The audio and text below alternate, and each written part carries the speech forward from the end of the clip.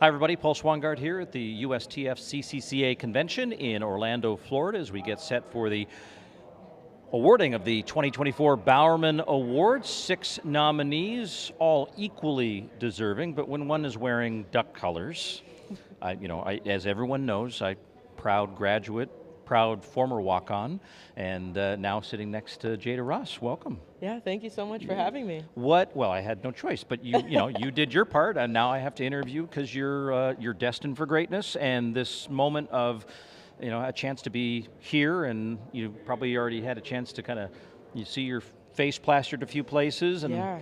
What's the experience been like so far? It's surreal.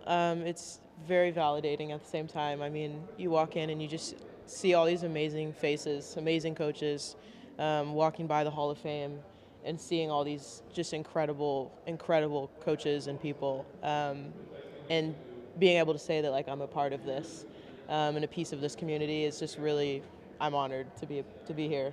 Yeah.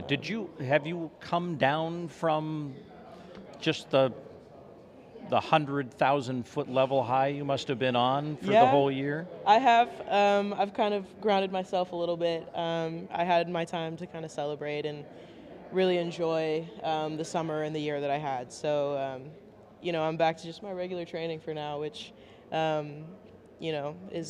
is great, mentally great, to just kind of be back to normal for now. Yeah. Some people may or may not know this, but you come from the state of Oregon, so you got Oregon roots coming from the Medford area, and yes. you have an interesting tie to, the heritage of Dick Fosbury, as you guys were both from that school and both went on to win a title. I mean, I teach.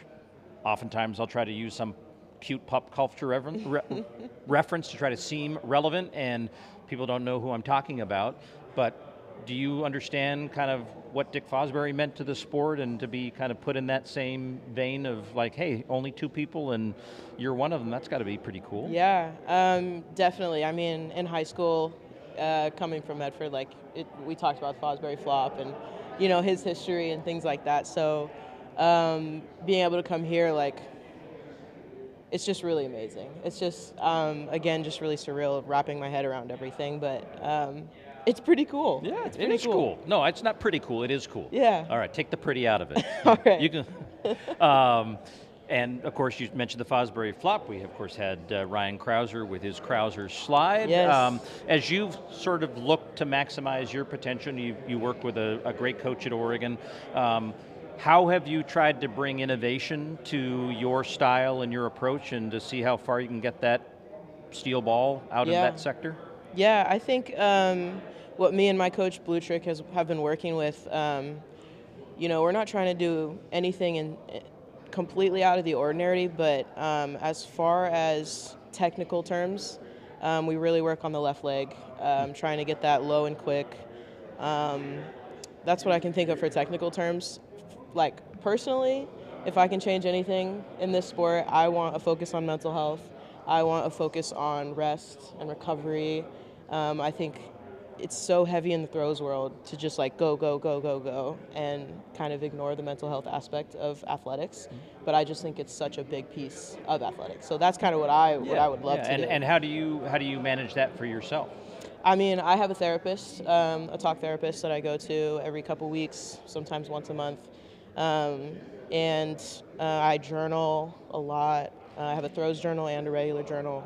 And I'm just always doing check-ins. Mental health is very important to me. It's the field I want to work in after athletics. So it's just really important to me. Yeah, and credit where credit's due. We both are affiliated with the University of Oregon, and I know there's lots of universities around the country trying to do this, but I think they understand that they're making the best effort they can, but there's a lot of work that still can be done. Yes, for sure. Yeah, a lot of stigmas that need to be broken, and a lot more focus just from the athletes to work on that with themselves. Yeah. Would you have people with you for this event this week? Yes, I have my twin sister. Yeah. And my best friend. Are you just going to throw her up on stage? I should, huh?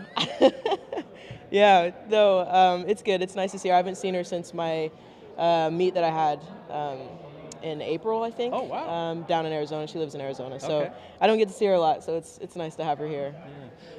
How did your family sort of bask in your success this year? And I assume you had people in Paris? Yeah, I had some family in Paris, and I had a lot of family make it down to Medford. I had this whole watch party at like a local bowling alley, and I had this whole watch party. So many family came, so many friends came, and I got to see like snippets on the news afterwards of just like all these people that showed up for me and supported me. And some people don't even understand the sport, but they just have so much love and passion for me it's I can feel it. I feel it. This whole year I've never felt so loved. So just grateful for all my people. Yeah, and I would say the confidence you carried into the ring was noticeable, right? I mean, there were moments where you had to come up with something big, and in the heritage of Michelle Carter's clutch throws, and there's a lot of people who kind of get known. I mean, Joe Kovacs is that kind of guy, right? Yeah. It's like we're all building to round 6. How have you matured as an athlete and know that with 6 opportunities, you don't have to be chasing the mark if you know that the 6th round will get you to the mark you need? Right. Yeah. That's a hard mentality to get. Yeah. Got to trust yourself, right? Yes. Lots of trust in your training and yourself.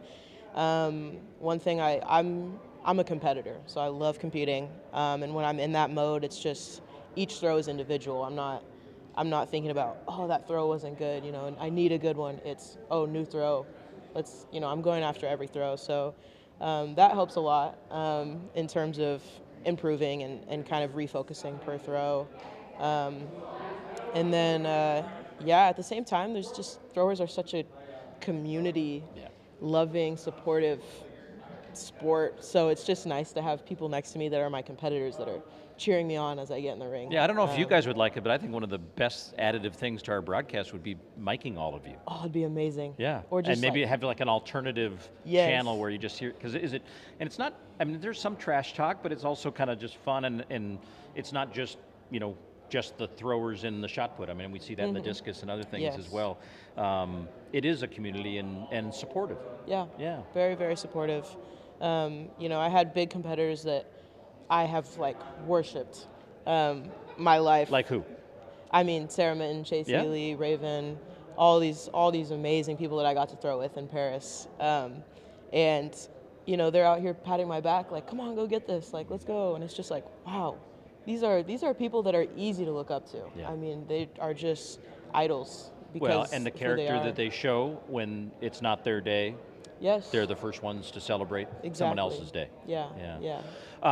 Let's talk briefly about 2025. You're in a unique situation relative to some of the other nominees here, where you're still thinking college track and field, and that's the indoor season, one indoor round left, and then transition into the outdoor season. It's going to be a long year, so how do you manage the goals, and are you looking forward to finally making that transition out of your college career? Yeah, it's in the back of my mind for sure. I'm excited to just. It's only 10 weeks away at Oregon. I know, but there's so much that can happen in that 10 weeks. So much I want to make happen. My mentality now is indoor championships, indoor conference, and things like that. Those are the big goals. And then after that, it's all about learning. I'm just going to learn and absorb as much as I can, and just really I guess just honor the first year of being a pro.